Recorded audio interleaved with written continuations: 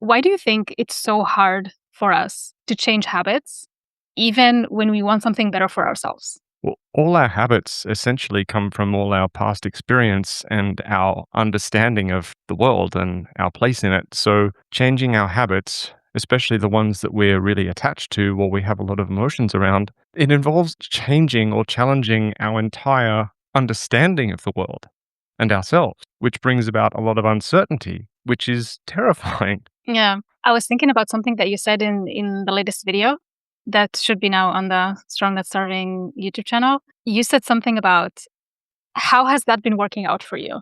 Yeah. If you know that something that you're doing is not what you should be doing and yet you're clinging onto it, how is it working for you really? And I think we all know the answer for that. And of course, it's way easier said than done to know what you need to do in order to change, but still maybe I could try this one more time, you know? And I think a big part of it, I can say for myself, was that having, for example, like you said, this is these habits that we form come from life experience. And a lot of times I think we do have this one positive experience with it, but then it becomes something negative. But we cling to this one positive thing that happened. But I think there's also a huge factor of the environment that we're surrounded by. So I can tell you, in my example, it was basically not eating for a long period of time and then losing a lot of weight, and then people complimenting me on that and giving me praise on that. But Yeah. then obviously I couldn't sustain this for a long period of time, but I kept chasing it for about 15 years Mm. and clinging on to that time when I could actually do it, which is crazy to me. And I think a lot of times it's, again, going back to the experiences, because it's something that we experienced and we know that it so-called worked, but something that if, for example, we're working with a coach and the coach is telling us, hey, what you're doing is not sustainable. I would like to introduce you to something different. But because this thing, we've never experienced it before, even if the coach is telling us that this would work, it would still be, but I haven't tried it for myself. So I cannot trust it that it might work. It might work for you, but it might not work for me. I'm going to still stick to this thing in my head that one time, a long time ago, worked for me. Yeah. And this is where what we call misery stabilizers take hold. It's yeah, this thing is playing a role in keeping me at a cruising altitude right now of general misery and not super happy. But if I let go of this, sure, there might be a couple of people telling me that, things will be better, but I don't have any experience of that. If I let go of this, what if it gets worse, you know? One of the things that helped me the most in terms of changing my habits is actually understanding where they came from. So I kind of got to a point that I understood, okay, these habits are here for a reason. They're serving me somehow, no matter how dysfunctional they are. And no matter how they're keeping me stuck in my relationship with food and having a bad or low self-esteem and not the best body image, but still they were serving a purpose. There was a reason I was sticking to these habits. And looking deep into that and understanding where did it actually come from? Where did it occur for the first time in my life? What was it trying to help back then? And when I understood why so-called I was the way I was, it helped me sort of move away from it.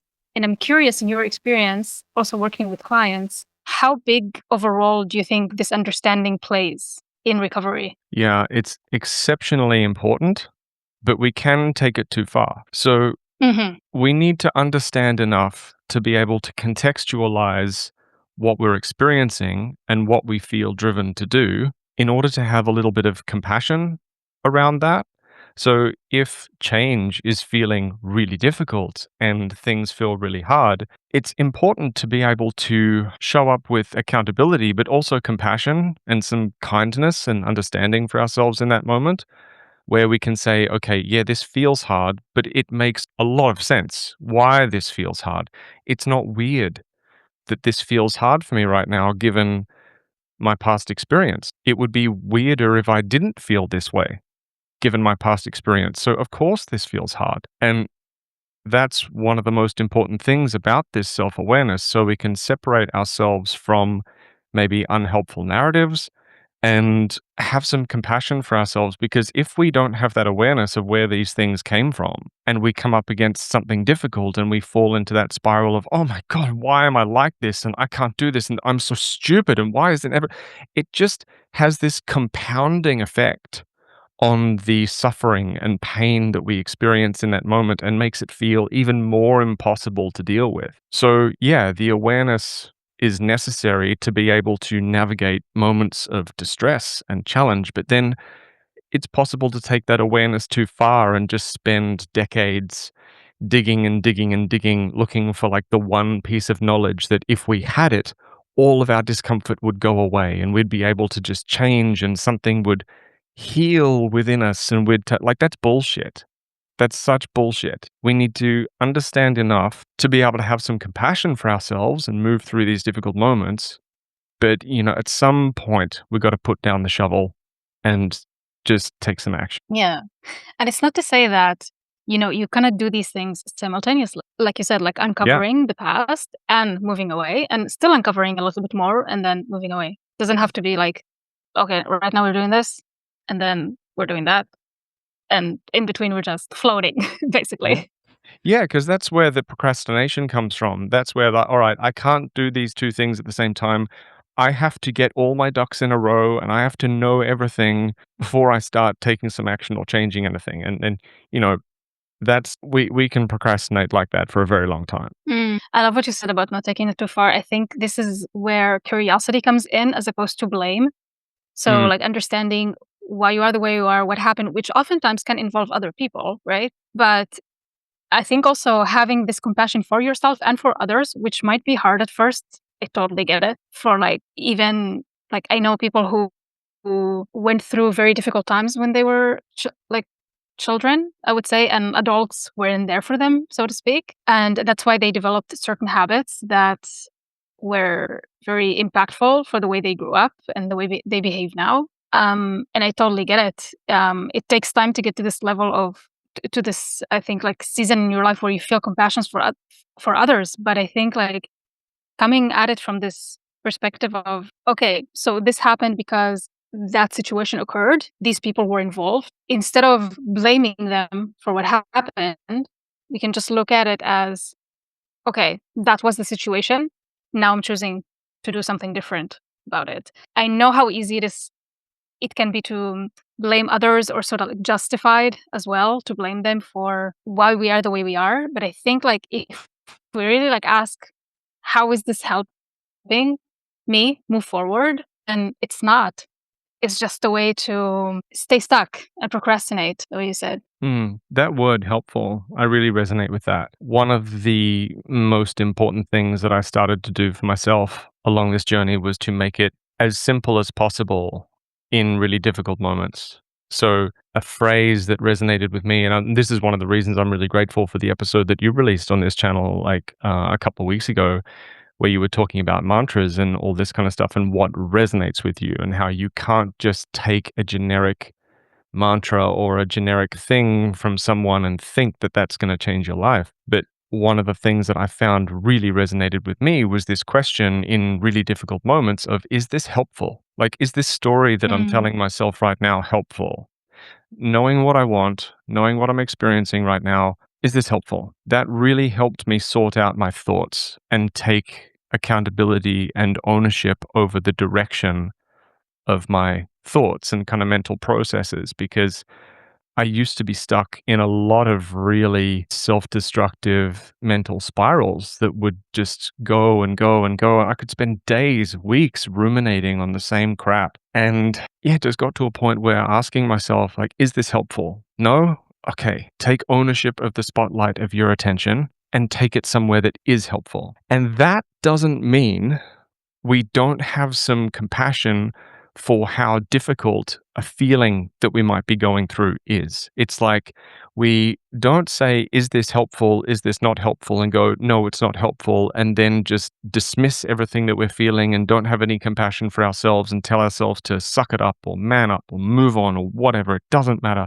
It's like, no, there's this ability to acknowledge, like, okay, my thought process that I'm spiraling in right now, that's not helpful. I need to direct my attention elsewhere. But also, I can have some compassion for the fact that this emotion, like this feeling that I'm navigating right now, that's really hard.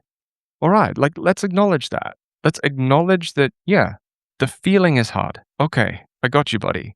The feeling is hard. Cool. Now, what is going to be helpful? Not dismissing your feelings, I think, is one of the most important things. And I actually missed this in my when I first started with this journey of improving my relationship with food and my body. This whole I think because I was raised as well to not think too much about feeling, or like not pay too much attention to my feeling, especially if it was so-called negative feelings, because I don't believe there's, negative or positive feelings. They're just all feelings and they all serve a purpose.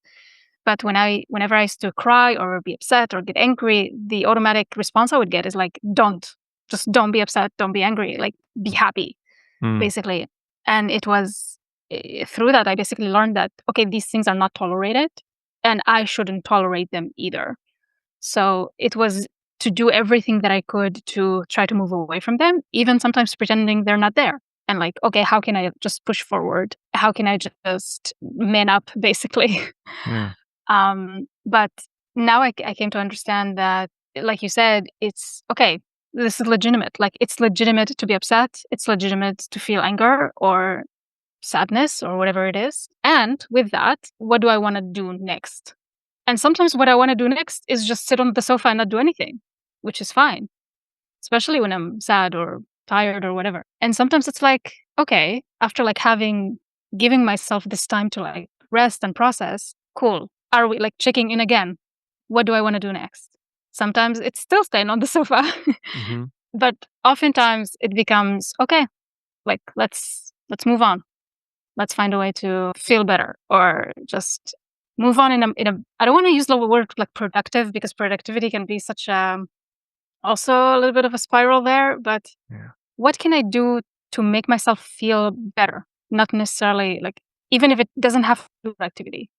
Just, I don't know, like read a book, go for a walk, whatever it is. And from there, Yeah. That's a really interesting thing as well. You brought up just now, like, okay, sometimes I am just going to want to sit on the sofa. How do you decide for yourself when that is something that is going to be helpful and something that you're going to do versus something that might lead to just hanging out, marinating in yourself, feeling worse? At what point do you Mhm. tell yourself to get off the couch? I just learned through giving myself those times to be on the sofa that I don't stay there for very long. Let's say whenever I am overthinking to the point of exhaustion, which happens to me every once in a while, I'm just like, okay, I need a break. I need to step away from the screen, step away from my thoughts.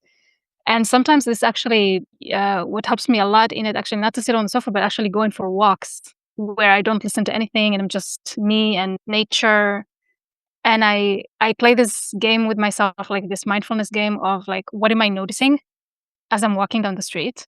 Like, oh, okay, a tree, a bird, a car, like this brand of car, this color. Like, I really play this of just not paying attention to my thoughts, but rather my surroundings and what I'm experiencing in the moment. And the sofa is when I am too physically tired, or when I just don't want to put any mental energy in anything, because even playing this mindfulness game can take a bit of energy. Hmm. So the sofa is when I'm just, okay, I just need to like disconnect completely from the world and from everything. And I know when I had enough, when I asked myself, just as simple as that, I asked myself, like, do I feel rested?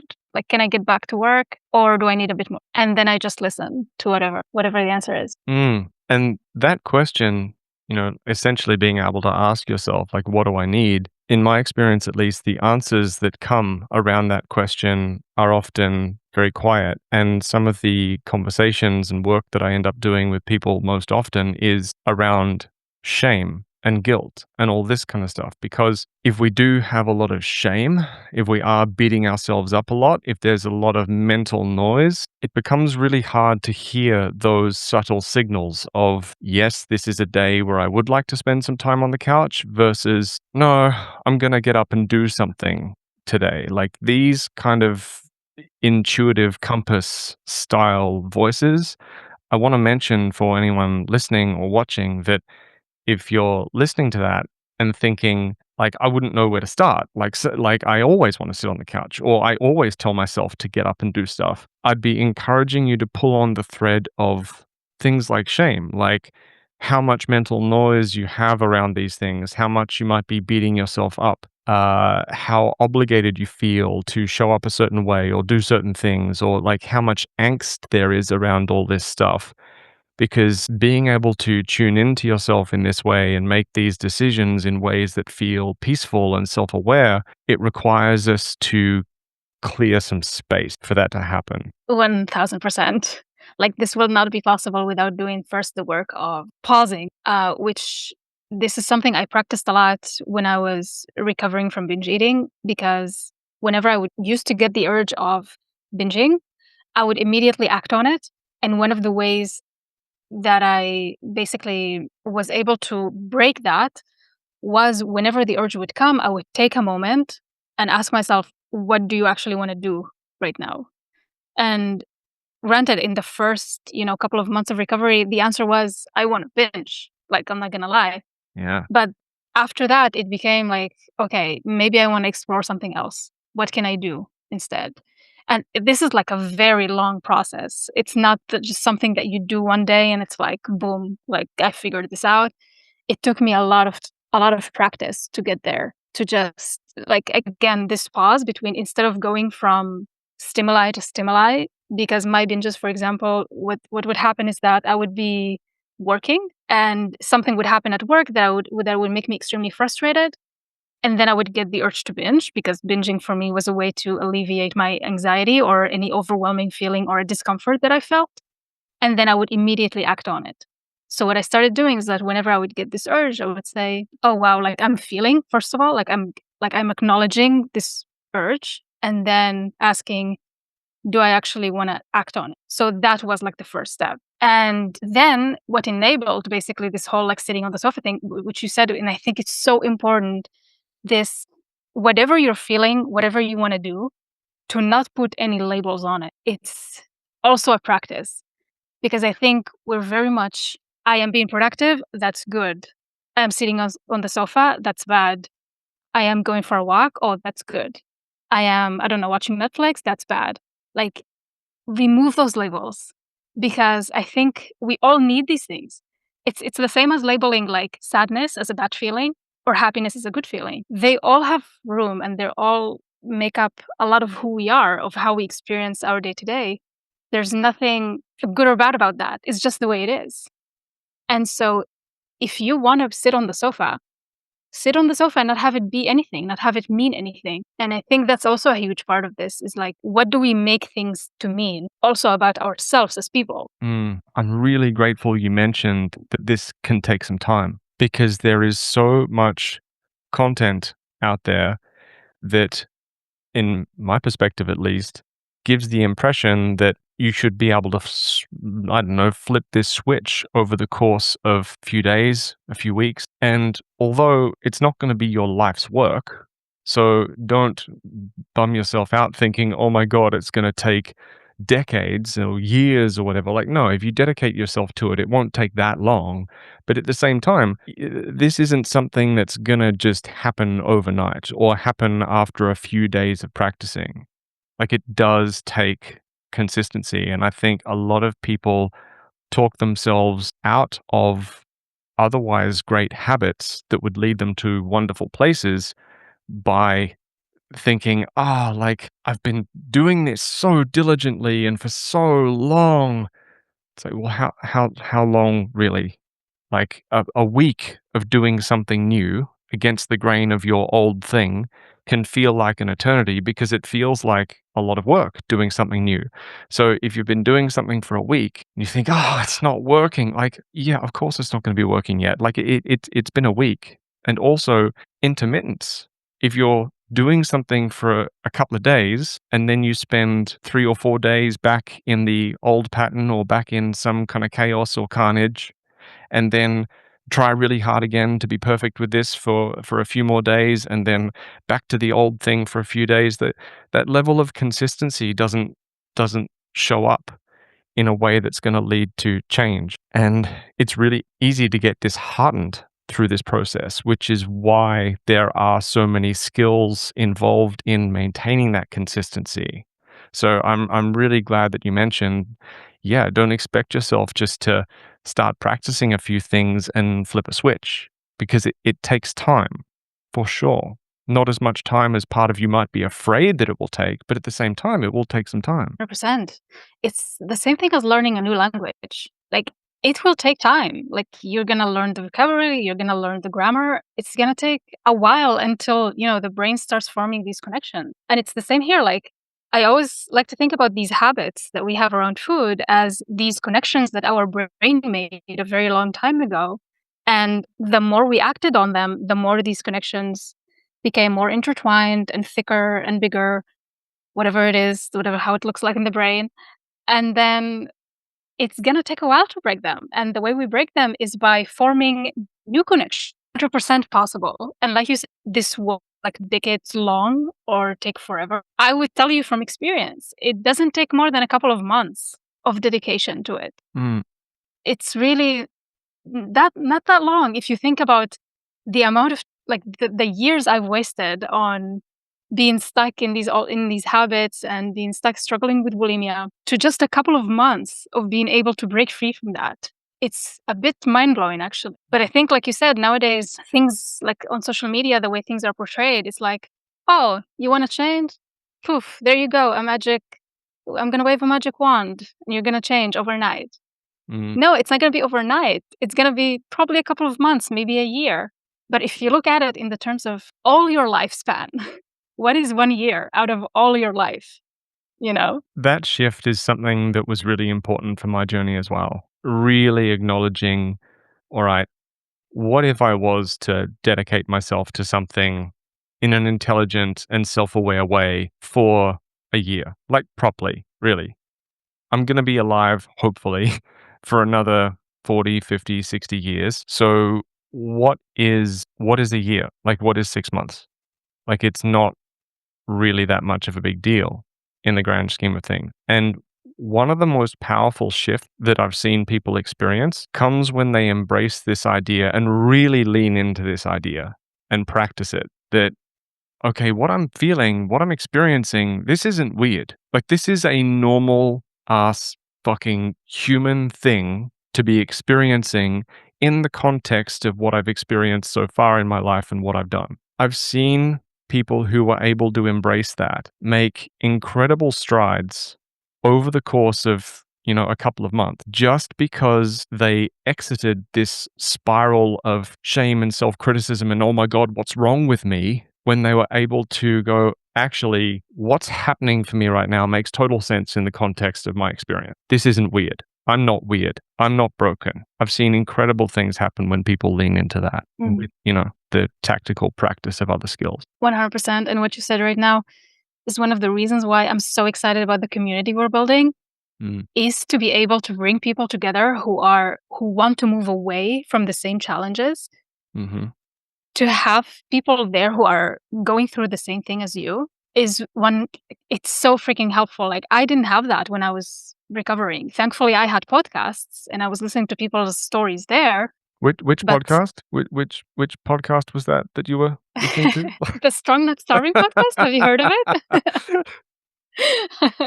I found your podcast, by the way, after, I would say, a year of being in my recovery journey. And I was listening a lot to actually stories of alcoholics, people who struggled with drug addictions and things like that. And I remember just thinking, like, why isn't there something like this for people who struggled with binge eating or with just having this shitty body image and low self-esteem? There isn't really something like that. And then I found your podcast and I was like, wow, okay, this guy gets it. But still, even in the space, I think there's, again, from what I listen to, I think you can still like have a bit of a hit or miss in the kind of content people are putting out there. Oh, yeah.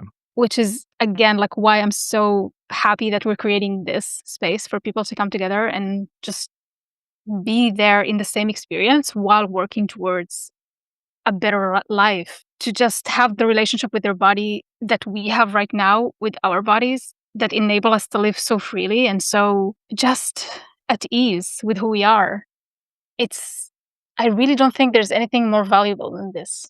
Yeah, I really appreciate working with you on this because you're right. There is a lot of content out there and a lot of resources out there that, to be honest, I think are pretty unhelpful.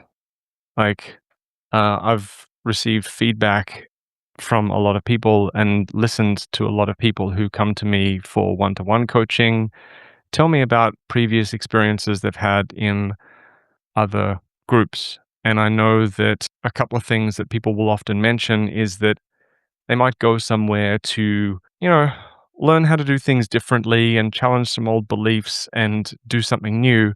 And it turns into just week after week, a group of people getting together to lament their body image challenges and just kind Mm. of go round and round and round and round about, oh, how I hate my body and how it's so hard and how I don't want to. And like, yeah, we want to acknowledge that the body image journey is hard.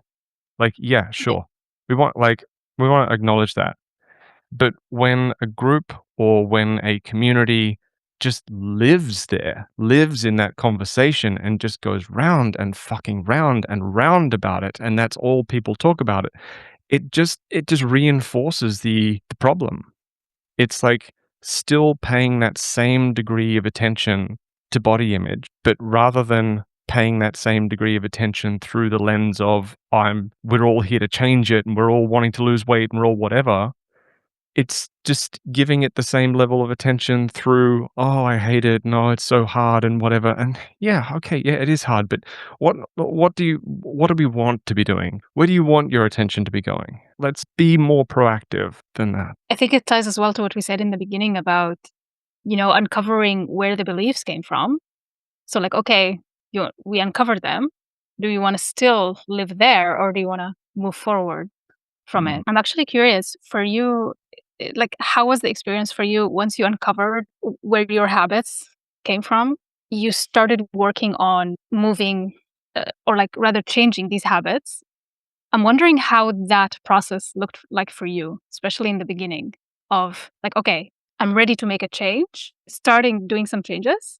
mm. And how was that process? Was it like straightforward or were there still some things that you needed to work through? And if so, what were these things? My process definitely did not look like beginning with a lot of awareness. It simply Hmm. began by being in so much pain and so much discomfort and looking around and going, "This isn't working.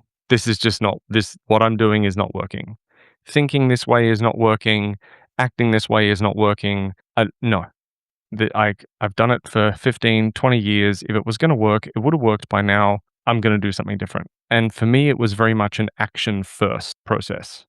I started taking action first, started doing things differently with no small leap of faith that I would figure it out on the way. That's essentially what it was for me. And Hmm. doing that without guidance, of course, I read Catherine Hanson's book. That was very cool.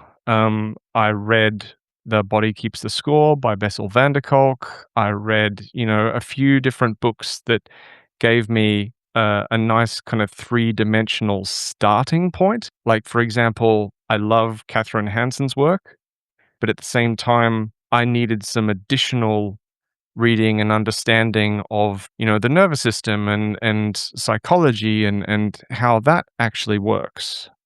So that's where I went to Bessel van der Kolk's work and, a few different other people like that. I read a bunch of sports psychology that I found very interesting. And for me, it was about identifying the common links. It's like, all right, so here are all these experts in all these different fields that are kind of adjacent and overlapping. What do they all agree on? And that was my journey. It was recognizing like something's not working. I got to do something different. Okay, what's my starting point? And getting just a couple of rungs on the ladder, getting a foothold. And then it was a process over many, many years, which obviously you and I can help speed up for people, given that we've already done that work and we're here to deliver this community and this podcast, et cetera, et cetera. But from there, for me, it was very much about like, where are the overlapping agreements between all these different people? And those were the threads that I really doubled down on. This makes me so excited because your journey looks so different than mine in the terms of the content that you are consuming. Yeah. And I'm just thinking, like, one of the things that I want to give people in this community is please explore. Please Mm, explore what works for you. Because obviously, like, sports psychology was so important for you because you have this background of being a PT and, doing this work for such a long time. For me, it was all about the mindset because I come from a background of psychology. And I think the reason so many programs might not work for people is because there's only one way to do things yeah. and you have to like fit yourself into it, when I think actually it's the opposite. It's what we are here for is, of course, like there's like a lot of experience that we have between the two of us when it comes to recovery and rather changing the way you relate to your body and to food. But at the end of the day, it's your life, and you're gonna need to find the content or like the way of phrasing things, the way the information is presented that works the best for you. And I think this is part of the reason why there's so many like coaches out there. There's so many podcasts out there. There's so many books because every single person brings their own perspective. And whenever you consume a certain book, it lands with you differently than when another person consumes it, for example, because of the overlapping kind of life experience or interests or whatever it may be. It's just nice to see like people's experiences and like hearing your experience, like what resonated with you, because it's so different than mine. And like, wow, like this is what it's all about, is getting curious about yourself enough to see, and also like having this trust in yourself, like this is where I'm being pulled towards. Okay, let's explore that area, see how that's gonna work for me. Mm-hmm. Yeah. Like the overlap that you and I have definitely is the emphasis on psychology. Like Hmm. massively. One of my favorite athletes, when I read his book, the most important thing that he mentioned, like very early on in the book, is principles over practices. So, Hmm. like, people love to get very, very attached to specific practices. Do it this way, Yes. do it that way, do it this way, without acknowledging, all right, what are the principles behind these practices that are working? And when you build something based on practices rather than building something based on principles, it breaks very, very easily. This is where looking at the common ground between things that work is so important, because people can argue about nutrition, for example, all fucking day. But if you look at the common link between people who have great relationships with food, one of the key links is the absence of shame as a driving force. So you might see someone who's living, eating, existing in a way that's like, wow, that looks like the most boring, restrictive diet I've ever seen in my life. And yet, for some reason, they're not driven insane. For some reason, they don't have an issue. And it's like, why? Well, because whatever they're doing, for whatever reason, resonates with them and is not built on a foundation of shame. It's not built on a foundation of, I'm not good enough unless I do this. Because whenever we find ourselves in a position where we are doing something because we think that we'd be unworthy if we didn't, we're living in a cage. And then we feel Hmm. limited, then we feel restricted. But from that psychological perspective, this is why the dealing with shame, dealing with self image, dealing with all that stuff is so important, because it means that whatever we end up doing, it can't be built on a foundation of shame. At Strong Not Starving, we talk a lot about building strength through sustainability and balance, which sounds like something that you can do on your own, but in reality, it often isn't. Not when there are so many voices out there telling you what you should and shouldn't do if you want to get stronger, often contradicting each other. That's why we started the Strong Not Starving community. This is a space where exercise supports your energy, strength, and everyday life instead of becoming your whole life, where your progress isn't measured through how you look, but how you feel, and where you learn to work with your body, not constantly fight against it. This is a space for anyone who cares about feeling strong and healthy without chasing extremes or quick fixes. As a member, you'll get access to training videos covering everything from breath and form to common mistakes to avoid, training programs, and nutrition guides. You will have weekly group coaching calls where you can ask questions and get feedback on your training, and community calls to connect with others and get support on the parts of life beyond training. We will be opening doors in a couple of months. If you would like to stay updated and receive more information, join the waitlist via the link in the show notes. I think a lot of where shame meets us nowadays is in social media content, where you see a person, for example, doing something a certain way and then promising that if you follow their footsteps, you're going to achieve the same results as they have. Mm. And then let's say let's enroll in their program or follow whatever advice they're giving, and you don't experience the same results. It's like, well, what the hell is wrong with me for not being able to do that? And the answer is there's absolutely nothing wrong with you. You're just a different person, and you have different preferences, and you have different principles, different life that you cannot possibly follow the same thing that this person is doing and achieve the same results. Like, I think again goes back to the idea of this curiosity of like looking yourself as a scientist of like what actually works for me from what I'm seeing right now. And I really hope that whoever is listening to this, that this will be your guideline in whatever program you choose to enroll in, whatever you choose, new habits that you want to develop to change your relationship with food and your body image. Whatever you think will help you do that, that you explore it first before it becomes that's the thing that I'm doing, you know? So like, enable this sort of like a trial period in seeing, does this actually work for me? As opposed to announcing, this has to work for me. This has to be the thing.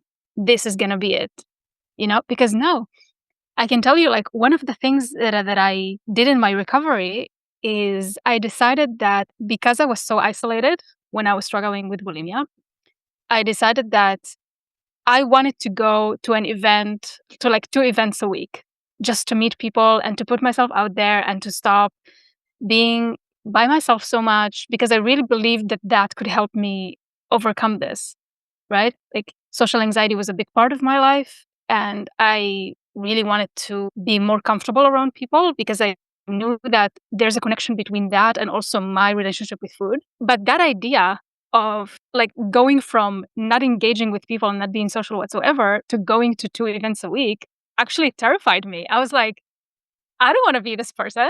I mean, I love people, but I'm a serious introvert. Like, I recharge by being by myself.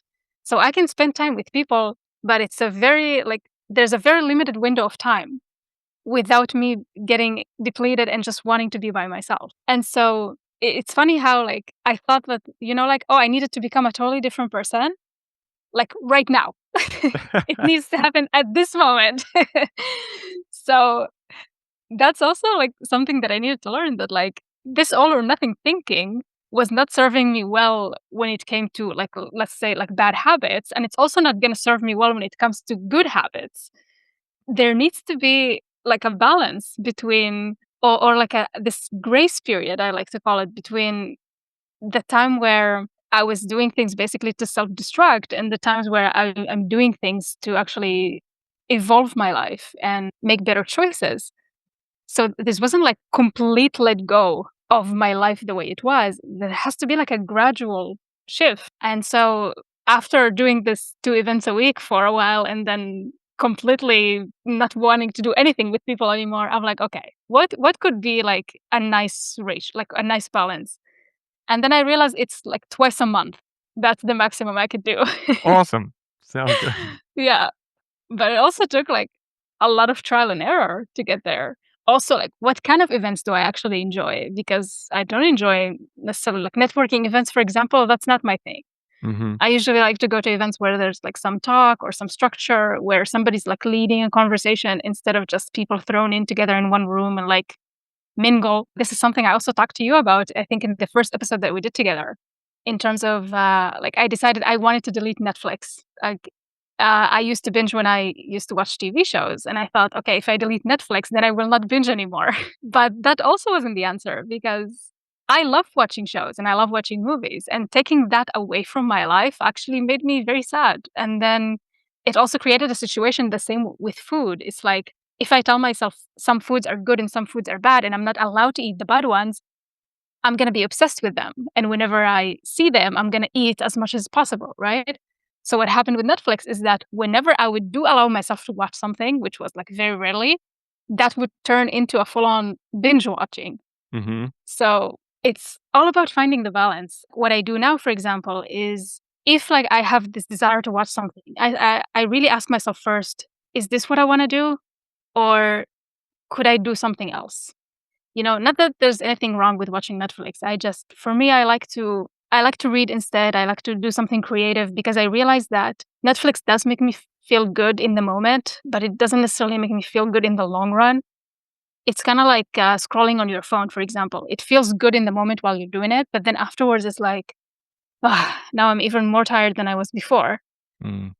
And so I try to like be mindful. Basically, that's what I'm trying to get at. Like whenever I'm doing something, I try to be mindful of, is this actually what I'm choosing to do right now, or is this a default, or rather like an automatic behavior? Like, okay, I'm tired. Sofa, Netflix. Or could there be something else that I could do? Yeah. And it's really easy on the front end of that journey to have a whole lot of preconceived ideas of what things should look like, Yeah. how you should feel, even ideas and perceptions of people who are saying things like what you just said right now, saying, oh, not feeling good after scrolling, not feeling good after Netflix. The way that I chill out and relax now, if I had described that to the version of me that existed in like 2018, 2019, for example, the 2018, 2019 version of me would have been like, "Oh, you fucking nerd. Like really? Come on. Like just have a drink and just stop being such a fucking self-righteous prick." Like I would have judged myself a lot. And this is one of the reasons why I don't talk a whole lot about what I do to relax now, because I know that a lot of the people who I'm chatting with and a lot of the people who come here, yeah, there's food and Netflix and maybe alcohol and all this kind of stuff, and I don't want to give the impression that I'm being some holier than thou prick. Like, and yet the way I do relax now, I'm very aware that it doesn't come with that kind of hangover that you described. Like after scrolling, after binging Netflix, after binging food, even after drinking, all those things for me used to come with this kind of like hangover. This like, Mhm. ugh, yeah, it provided like a window of relief, but it didn't provide a recharge. And I think Yes. these days I'm very much about doing things that recharge. And yeah, it's kind of nerdy sometimes. It's kind of like it's not spectacular. But that's okay. Yeah. Well, you have to say, what is it now? Ah, please don't judge me. The Never. most the most relaxing thing that I do, like if I'm genuinely tired and I'm like, all right, I need to relax. My favorite thing is I'll listen to an audiobook, and I mean like fiction, like fun kind of science fiction, interesting concepts, cool character development, kind of puzzle box style book. Like I recently listened to Sphere by Michael Crichton. I went like back like that was a great book, and Scott Brick is an exceptional uh narrator, performer when it comes to audiobooks. I have books, like multiple books on the go at any one time. Like I'll have a book that I'm literally reading that I'll read before bed because it helps me get to sleep. But then I'll also have like a different audiobook that I'm listening to. And this is not personal development stuff. These are just fun books that I enjoy reading and listening to. And particular narrators, I really enjoy their voice, the sound of their voice, the pacing. And while listening to a book, I'll be solving a Rubik's Cube. Like I Hmm. got into playing with Rubik's Cubes a while ago. Like I thought, well, I want to do something with my hands while I watch TV that doesn't involve being on my phone. My wife and I were on like a long weekend, kind of short vacation style thing, and I saw this guy working behind a bar who just solved a Rubik's Cube. I was like, that's cool. I was like, wow. Like I said to him, that's amazing. And he said, it's not like, it's just a few things to remember. It looks much harder than it is. Like you can totally learn. And so I just set to work on it slowly. I didn't force myself because it's kind of hard, but whatever.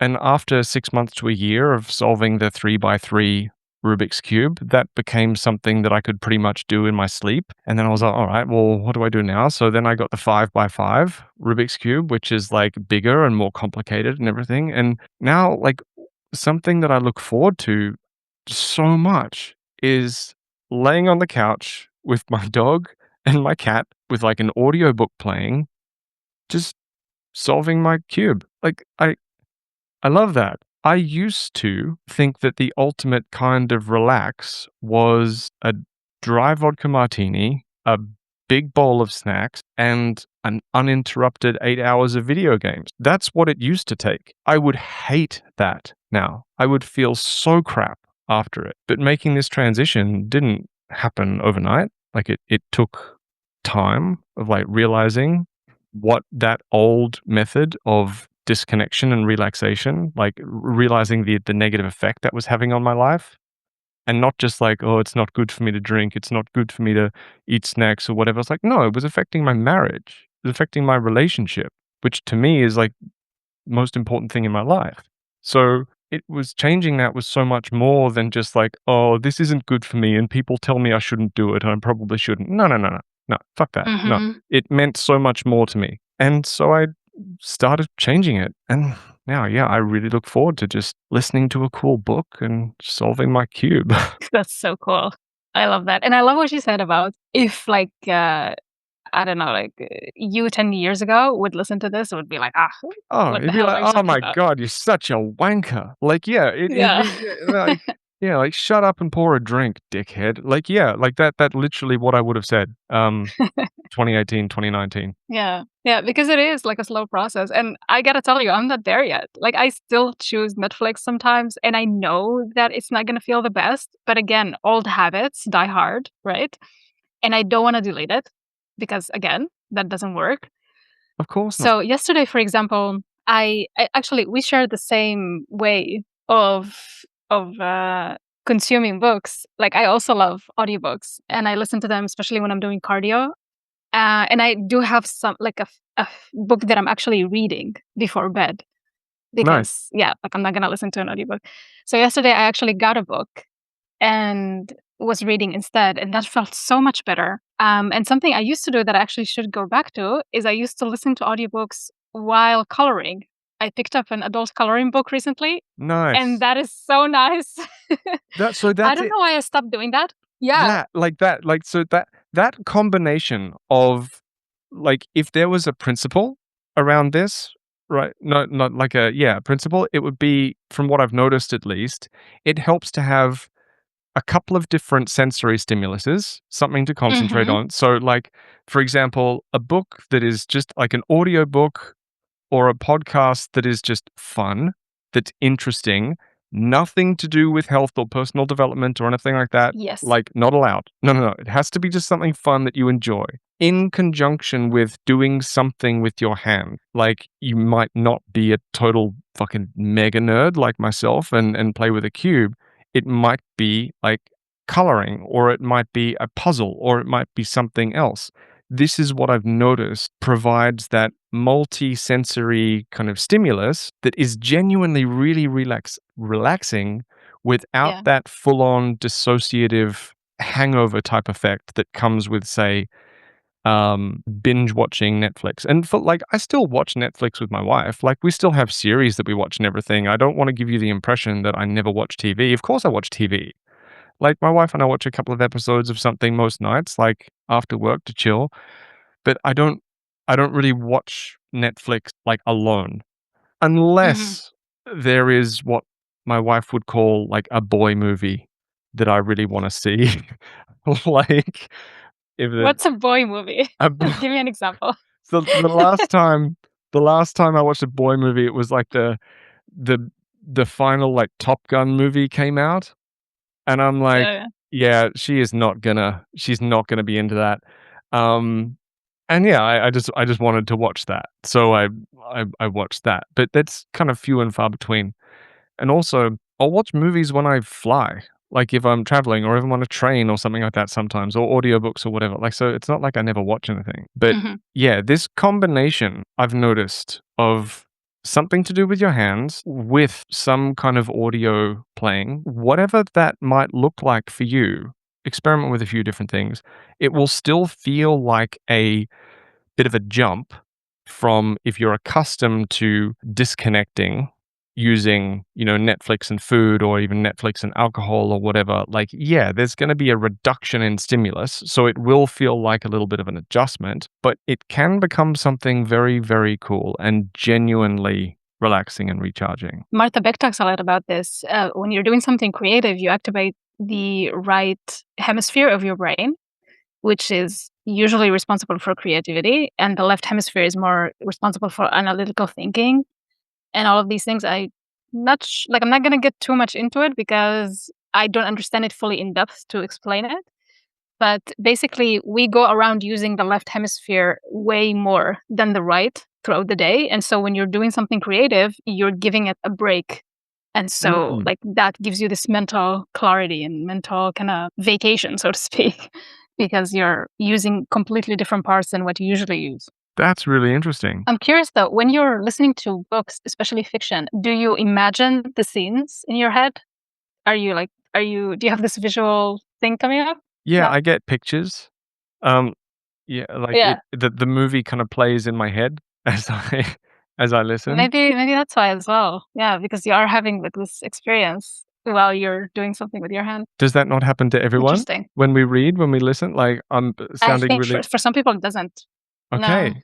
Yeah, so I Yeah. do get I it happens involuntarily, like I get the pictures in my mind. I'm curious in terms of beliefs that you had about food and your body image that Mm. you can talk about, like that you needed to unlearn, because I certainly needed to unlearn a lot of crap that I heard throughout the years. I had to unlearn how important I thought looking a certain way was. And it's a really difficult one because in society, of course, we see people get treated with a lot of privilege when they look a certain way. And that's sure that's true. That's all well and good. But in like a normal ass day existence, when you have a, relationship and a job and everything like that, just the people that really mattered in my life and the people that were worth working with, the people that were worth having around, the places that were worth being, how I looked specifically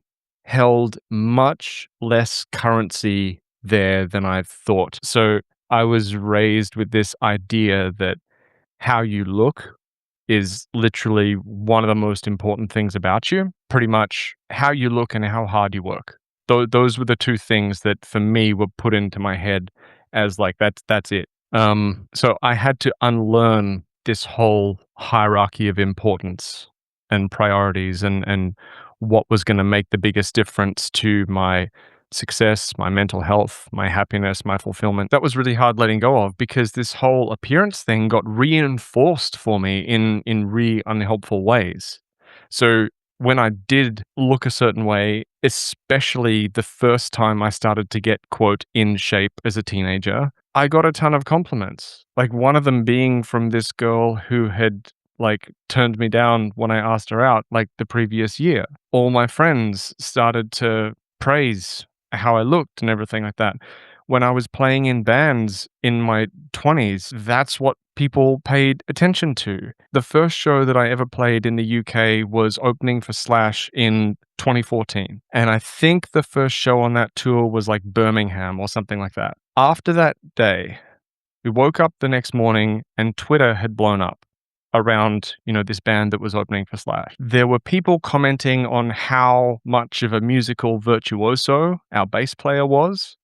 There were people saying, wow, that singer has like an incredible voice. And then there were these people saying like, essentially, wow, like Marcus is in really good shape. The guitarist is in really good shape. And it's so hard to realize that, okay, there are certain areas of life where you're going to get praised for looking a certain way and you're going to get attention. But it is so fleeting and insubstantial that it's not worth structuring your whole life in order to receive that steady stream of affirmation from those sources that just kind of come and go like the weather. They are not the people who are going to be there for you when you're having a rough day. They're not the people who you're going to come home to at night. They are not the people who are going to make your life worth living.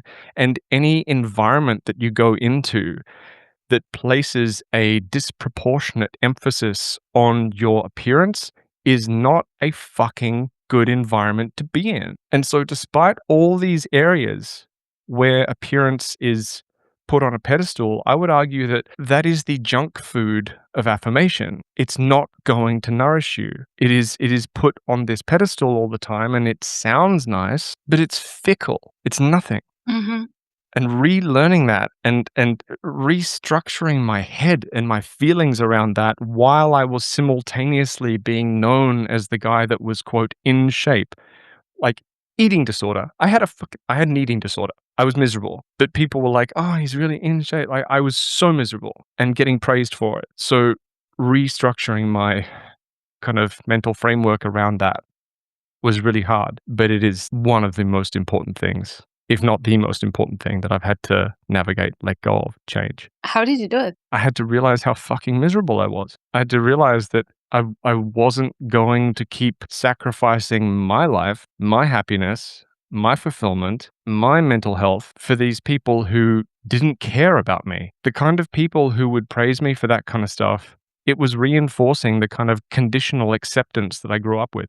They would praise me and they would like me only when I looked a certain way. If that changed, they were no longer interested in me, which is the fucking definition of conditional acceptance, which arguably through self-awareness and work, I've come to understand is the foundation of so many of the things that have caused me most pain in my life. That conditional acceptance that I've internalized and then started to give to myself, only thinking that I'm good enough when. So understanding that, like what I'm getting from these people, it's like a gratification. It's a very shallow form of acceptance, very conditional acceptance. It is not built on anything of substance. It's a house built on sand. Like I had to realize that. Yeah.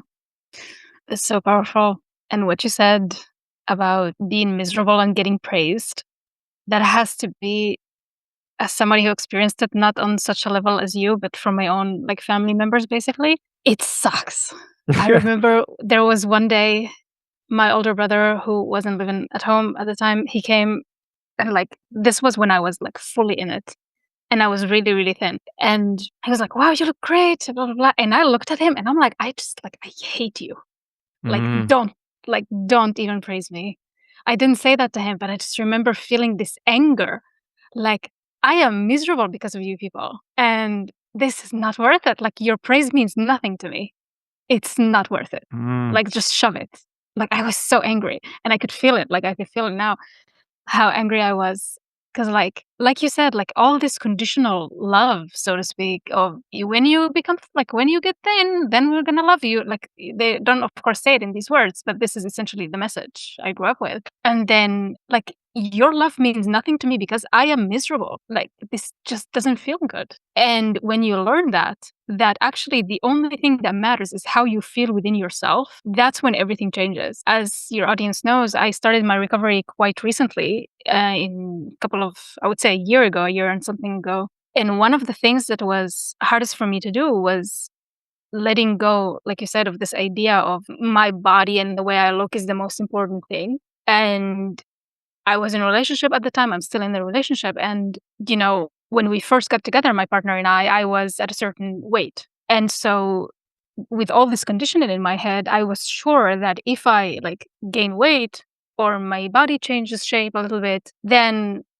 this person will not want to be with me anymore. And I was terrified of that. But I knew that I had to challenge this idea.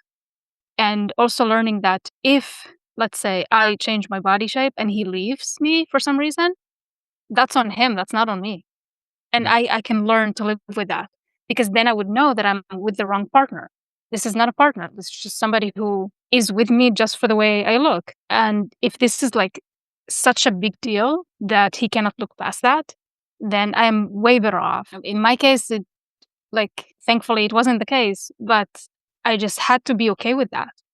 And I'm still still sometimes think whenever I want to make a change in my life or try something different or whatever it is, if that results in somebody not wanting to be in my life, then okay, like one of the most important things for me is freedom and feeling secure in who I am. And that starts with me and how I feel about myself. I think that the wrong people in your life would leave and the right people actually, like you would find the right people as well, because there's many people who came into my life recently, like talking about this whole social thing, right? I had no friends for years.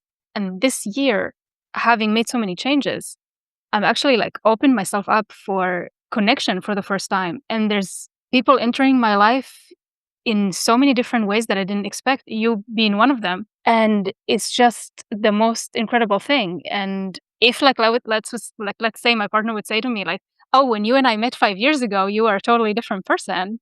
This is not okay." Then I would say, "Okay, like what can I do? Like I'm not gonna change. I'm not gonna go back to being that person because this is like part of my journey. And right now, this feels right. It feels like the best it's ever felt, and I'm not going to change that for anybody." And I wish like that people will get to that point, because I think this point is real freedom, when you can just put yourself at the highest priority, knowing that when you do, then you have more space for people around you, for the right people. And one of the ways this was possible for me to do was releasing the desire to control everything around me and in my life, which is one of the things I still work on today. I think I will always need to work on this, to be honest, because I think this desire to know what's going to happen or have the illusion of what's going to happen, because we never know, right, Yeah. is so strong.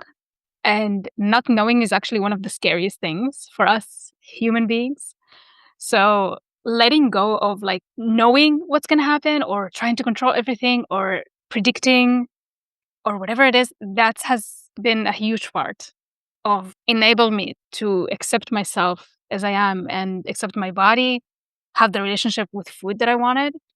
And I'm curious, what do you think about that in terms of, first of all, I would love to know about it in terms of your own experience, and also from what do you see when you're working with clients? Letting go of control, like the kind of control that becomes self defeating, requires a few different skills and practices. There is not just one lever that we can pull to make that happen. We need to work on our window of tolerance for discomfort.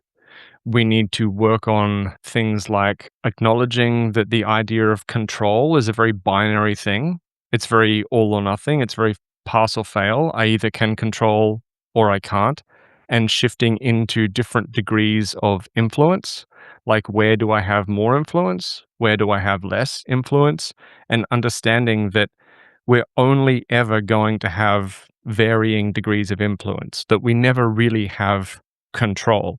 And again, that might sound scary, but that's when we need to work on that window of tolerance for uncertainty, and also practicing beliefs, like understanding that if it doesn't turn out the way you want this time, then, have another go. What did you learn from this time around? Like, not putting you in a position where it's just like, all right, this is this make or break fucking moment.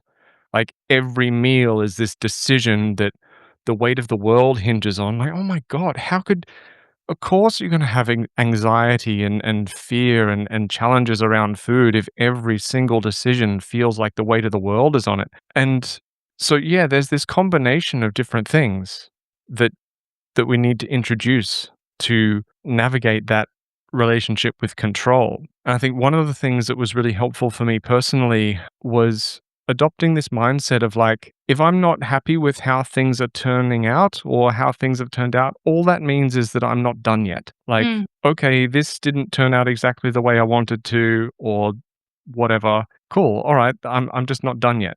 Like, the ability to play a longer game and recognize urgency as a giant red flag every time something feels like, oh my God, this is urgent. It has to happen right now. Like, unless you're being chased by a bear, that urgency is like categorically a problem. It is a sign of emotional dysregulation that we need to work on, rather than buying into that and trying to fix it by acting on the urge or compulsion. Like, unless you are in imminent danger, urgency is a red flag. Urgency is a sign to slow down. So Mm. there are all these things around control and stress management and window of tolerance and influence and, playing a longer game that need to come into play to help a person navigate their relationship with control. There's a lot here to Yeah. talk about that I think could be a whole episode by itself. All right, how to wrap this up? Seems like it all boils down to this: the importance of pausing, actually, in our life, and like taking a moment and staying mindful. And as cliche as it sounds, trusting in the process and cutting yourself some slack on the way, basically. Like, cliches are cliches for a reason. I know it's really hard to get on board with the idea of pausing, trusting a process, slowing things down, because there's so much involved in doing that, right? You're experiencing a lot of fear, a lot of distress, a lot of urgency, a lot of mixed feelings, a lot of lacking mental clarity, and someone says, pause, slow down. And I don't know about you, but my first reaction when I was in that situation and heard that message was, fuck you. Like, the first time I heard from a psychologist, like, to slow down, like, when I came in with a lot of urgency and a lot of stuff going on, I was like, fuck you. Like, I'm in distress here. Like, what are we going to do about it? And yeah, so 100%, we need to slow down. We need to make that space. We need to do all these things. But there are layers to how that happens. So, yeah, in summary, for sure, we need to be slowing down. Yeah. We need to practice a lot of self-awareness. We need to stay mindful of different things. But there, if you hear that message and think like, what the hell? I've tried that already. Then I would want you to know, then there were some pieces missing for you. If you tried that, or if you think you tried that and it didn't work, there were pieces missing. And so let's address that. And specifically, like when we say slowing down, it's like going back to the overall message of this particular episode is that when you are changing your relationship with your food and your body image, it's not going to be like a one day thing, like a decision that you make and poof, like you're there. There's a process that happens, and it's okay to go back to old habits every now and again. As long as you stay mindful of it, stay mindful of the person that you want to become, you will get there. Like, we both did it. We're both very different individuals, and we did it. And it's just coming from this place of, I want to do good by myself and I want to have a better life. This is not working. Okay, I'm going to try something else. And on this journey, you will find some things that might work for a while and then not. And then some things that you will think might not work at all. And maybe they will in the future. And the only thing that we ask of you, like I ask of you, is to stay curious and never give up on this journey. And if you don't want to go about it alone, you can always join the Strong Not Starving community that we're building, because we're building with this purpose in mind, that this can be a very hard thing to do by yourself. Not impossible. We both did it by ourselves, and it's totally fine. But if you would like a community of people who are going on the same journey, who want to have a better relationship with their food, with their body, with exercise, we're here for you. And you can find all the information in the description. Yeah, that's it. Thanks for the chat today, Annabelle. It's really been cool hanging out with you. Thank you. And thank you for tuning in. Thank you for listening to Strong Not Starving. If you like this episode, you can support us by following or subscribing and leaving a review. It will help get our message in front of more people. If you have any questions or feedback, let us know in the comments. We would love to hear from you. And if you would like to stay updated and receive more information about the Strong Not Starving community, join the waitlist via the link in the show notes.